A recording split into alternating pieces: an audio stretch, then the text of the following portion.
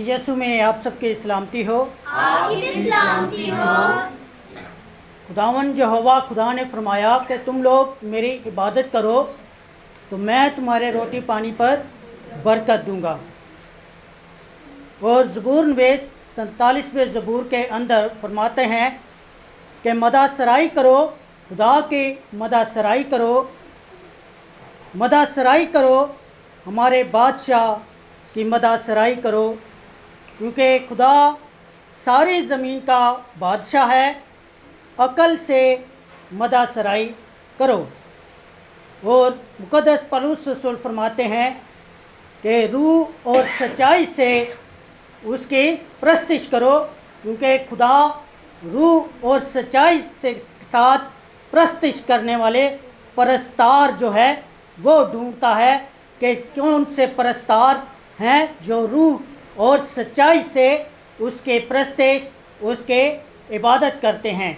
और हमारा ईमान, यकीन और भरोसा है कि इस वक्त जो जमात के अंदर मौजूद हैं वो रूह और सच्चाई के साथ उसके प्रस्तिश करते हैं और रूह और सच्चाई से उसकी प्रस्तिश कर रहे हैं। खुदावन सबको बरकत दे। और आज की जो तलावत हमने पढ़ी है, इब्रानियों के नाम मुक़द्दस पौलुस रसूल का खत 9वां बाब उसके पहली आयत से लेकर 5वीं आयत तक आपने तलावत को सुना है। दूसरी आयत मैं आप सबके सामने दोबारा पढ़ना चाहता हूँ। यानी एक खेमा बनाया गया था, अगले में चिरागदान और मेज़ और नज़र के रोटियां थीं और उसे पाक मकान कहते हैं। आमीन। कलाम पाक का पढ़ा और सुना जाना हम सब के लिए बायस से बरकत हो।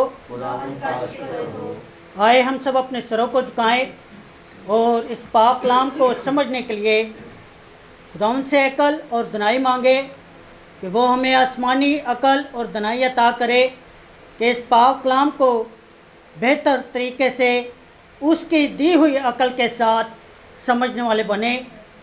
ऐ आसमान और ज़मीन के खालिक और मालिक, हमारी ज़िंदगियों के खालिक और मालिक, तूने हमारे अंदर प्यार से भरे खुदावंद ज़िंदगी का दम फूंका है और प्यार से भरे खुदावंद तूने हमें जीती जान बनाया है। ऐ बाप, तेरा शुक्र करते हैं कि तू हम ना चीज़ गुनाहगारों को इस्तेमाल करता है और अपने हुजूर में सरनगू होने का मौका देता है। इसके लिए तेरा शुक्र करते हैं। ऐ बाप, इस वक्त ख़ास तौर पर दुआ गो हैं आज के कलाम के लिए, जो पाक कलाम हम समझने को हैं।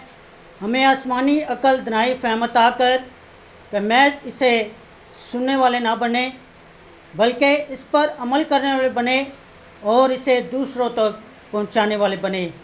ये दुआ मांगते हैं मसीह खुदावंद के मुक़द्दस नाम में, आमीन।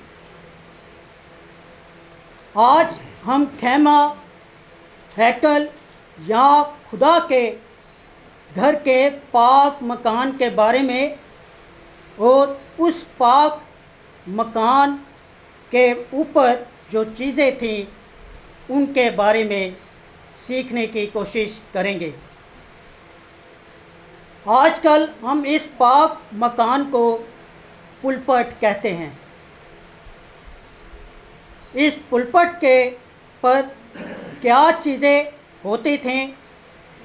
इब्रानियों की कलीसिया को ख़त लिखते हुए अभी जो आपने तलावत सुनी है, इसमें मुक़द्दस पौलुस रसूल इन चीज़ों का ज़िक्र करते हैं।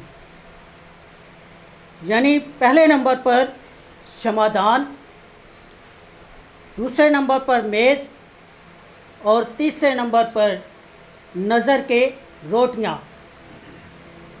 इन तीन चीज़ों के अलावा और कोई चीज़ पाक मकान पर नहीं होती।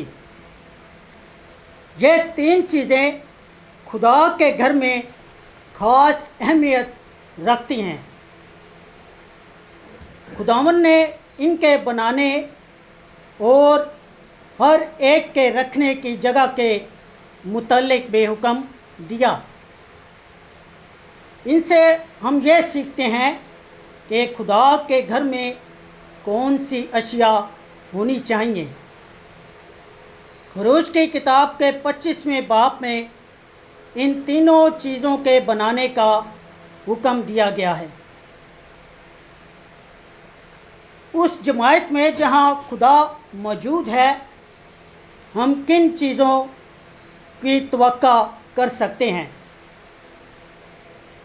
अगर मकामी कलीसिया आलमगीर और आसमानी कलीसिया का अक्स है और वो फी अल हकीकत खुदा के इरादे को पूरा कर रही है,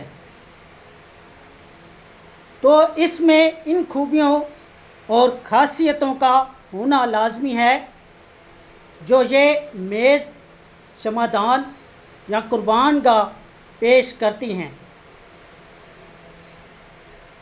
मेज़, शमादान और बखूर के कुर्बान गाह कलीसिया की 3 खूबियाँ और खासियतें पेश करती है। हम अपनी कलीसिया को इन तीनों खासियतों के तहत परखें कि कैसी हैं।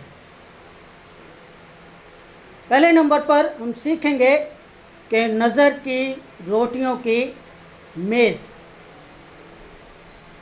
खरोज 25वें बाब की 23वीं से 25वीं आयत को जब पढ़ते हैं, मुतालिया करते हैं, तो लिखा है कि और तू 2 हाथ लंबी और 1 हाथ चौड़ी और 1.5 हाथ ऊंची कीकर की लकड़ी की एक मेज़ बनाना और उसको खालिस सोने से मंडना और उसके गिर्द अगिर्द एक ज़रीन ताज बनाना और उसके चौगिर्द 4 उंगल चौड़े और 1 कंगनी लगाना और इस कंगनी के गिर्द अगिर्द एक ज़रीन ताज बनाना। ये मेज़ लकड़ी की बनी हुई थी, लेकिन तमाम की तमाम सोने से मंडी हुई थी। इन अलामतों से हम वाकिफ़ हैं, अक्सर खादमों से सुनते भी रहते हैं, पढ़ते भी रहते हैं। लकड़ी मसीह खुदावंद के इंसान होने की अलामत है कि वो इब्ने आदम है और सोना उसकी अलूहियत को पेश करता है कि वो इब्ने खुदा है। इस मेज़ पर सोने का ताज था। ये जाहिर करता है कि हमारा खुदावंद सरफराज और सरबुलंद है। ये मेज़ मसीह खुदावंद के मिसाल है। जब बनी इसराइल बियाबान में बड़बड़ाए तो एक बात उन्होंने ये कही, क्या खुदा बियाबान में दस्तरख्वान बिछा सकता है? हम जानते हैं कि खुदा ने ऐसा कर दिखाया उनके दरमियान। तमाम रास्ते उसी ने उनकी परवरिश की। ये खुदावंद मसीह की अलामत है।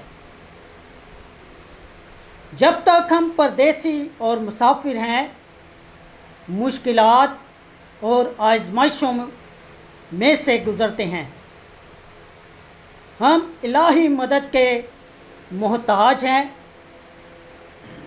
खुदावंद अपने लोगों के कुम्मक और मदद है।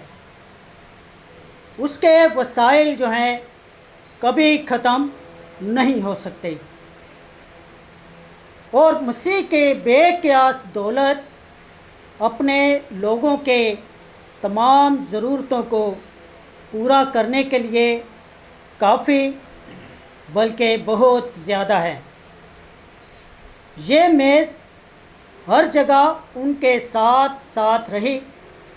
बनी इसराइल ने अपने तमाम सफ़र में इस मेज़ को اپنے ساتھ رکھا جو اس بات کی علامت اور ضمانت تھے کہ خدا ہی سنبھالنے والا اور پرورش کرنے والا ہے۔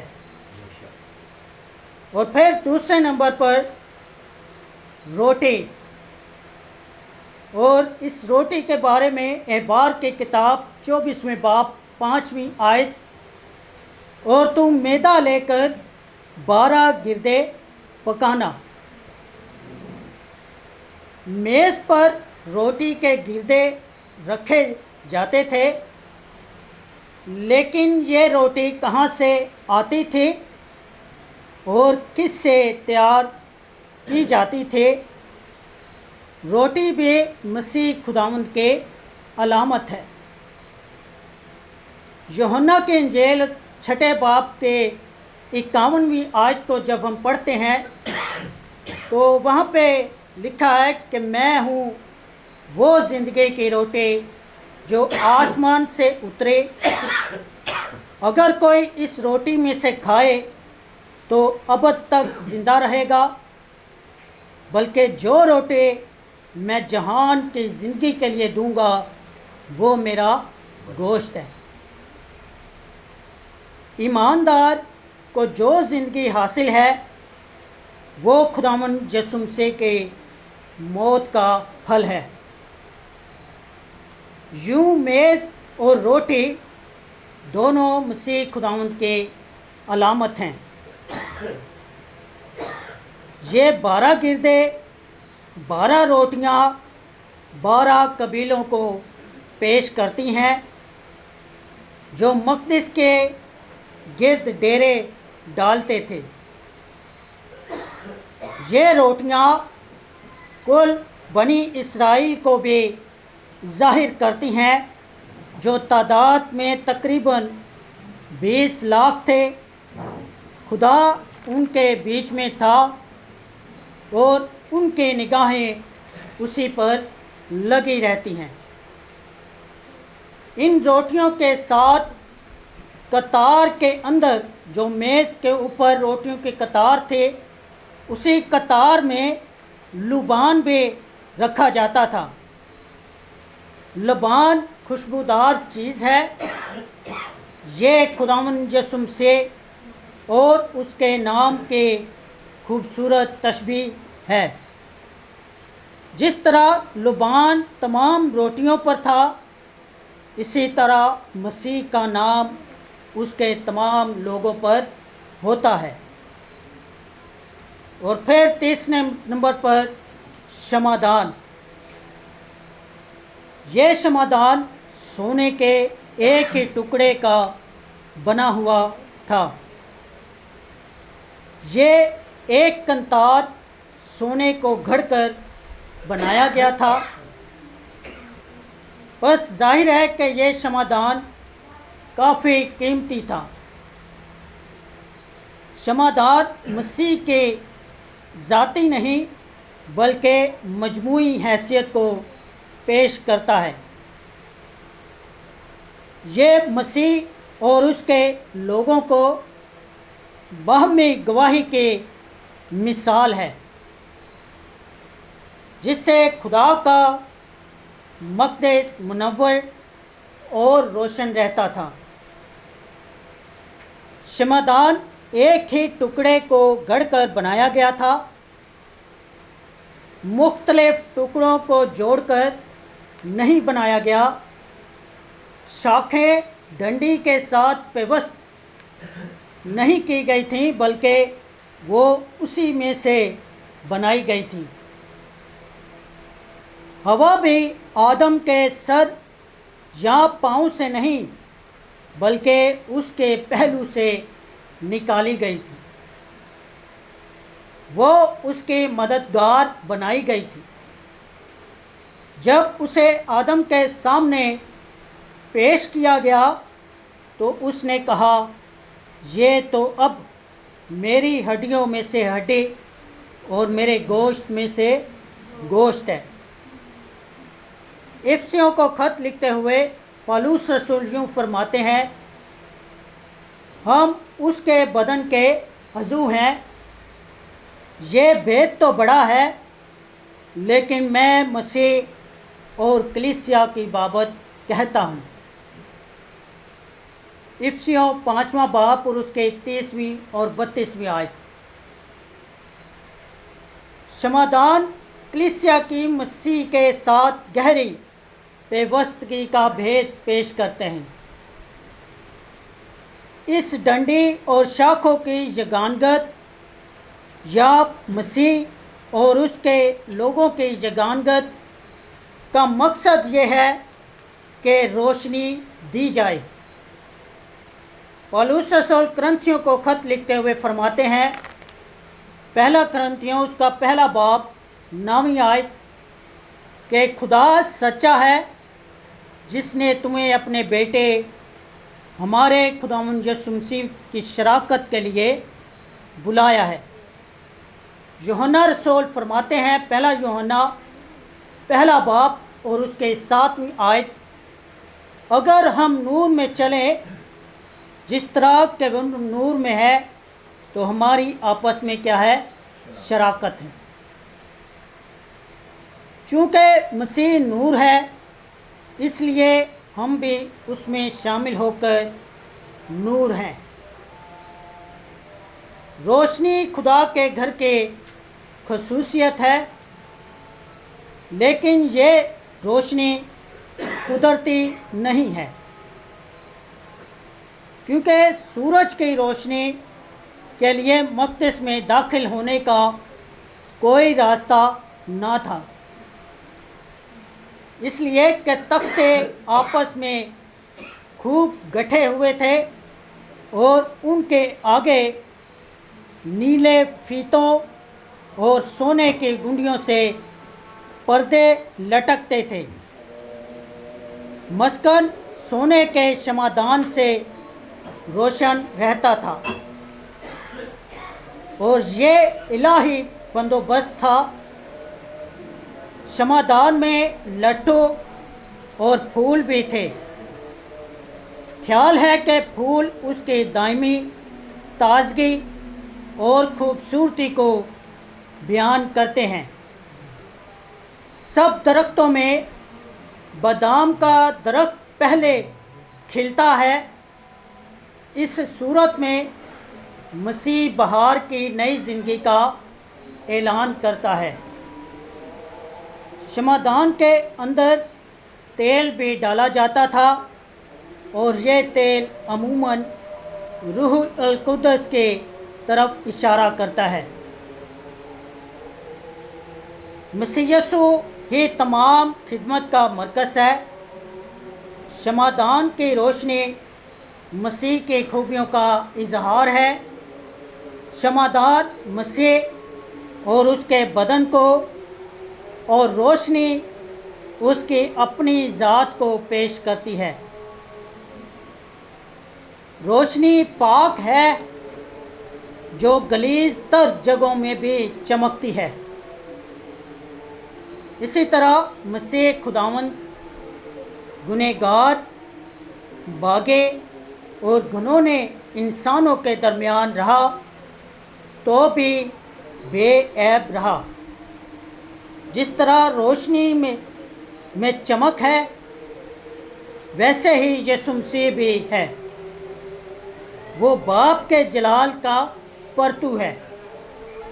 اس کی چمک دوپہر کے سورج کے چمک سے بڑھ کر ہے۔ وہ بنی آدم میں سب سے حسین ہے۔ یہ ساری چیزیں جو پاک مکان پر رکھی جاتی تھے، ان کے خصوصیت کے بارے میں ہم نے سیکھا ہے کہ کس طرح یہ چیزیں مسیح کو ظاہر کرتی ہیں۔ یہ سب چیزیں پاک ہیں کیونکہ ان کا خیمے میں خون سے پاک کیا جاتا تھا، کیونکہ شریعت کے مطابق خون سے پاک کی جاتی تھی۔ مسیح اس ہاتھ کے بنائے ہوئے پاک مکان میں داخل نہیں ہوا جو حقیقی پاک مکان کا نمونہ ہے۔ बल्कि आसमान ही में दाखिल हुआ ताकि अब खुदा के रूबरू हमारी खातिर हाजिर हो। जब खुदा ने हमारी खातिर इतनी बड़ी कुर्बानी दे दी है तो फिर हम पर भी फ़र्ज़ है कि हम अपनी ज़िंदगियों से मसीह के नाम को जलाल दें। जिस तरह उन हाथ की बनाई हुई चीज़ों से मसीह की खसूसियत ज़ाहिर होती है, हम कोशिश करें कि हमारी ज़िंदगियों से भी मसीह जो है ज़ाहिर हो, ताकि हम अपनी ज़िंदगियों से मसीह के नाम को इज़्ज़त और जलाल देने वाले बने। खुदावंद हमें तौफीक बख्शे कि हम इस पाक कलाम को समझें और इसको दूसरों तक पहुंचाने वाले बने। खुदावंद आज के कलाम के मुताबिक हम सबको कसरत की बरकत बख्शे। आमीन।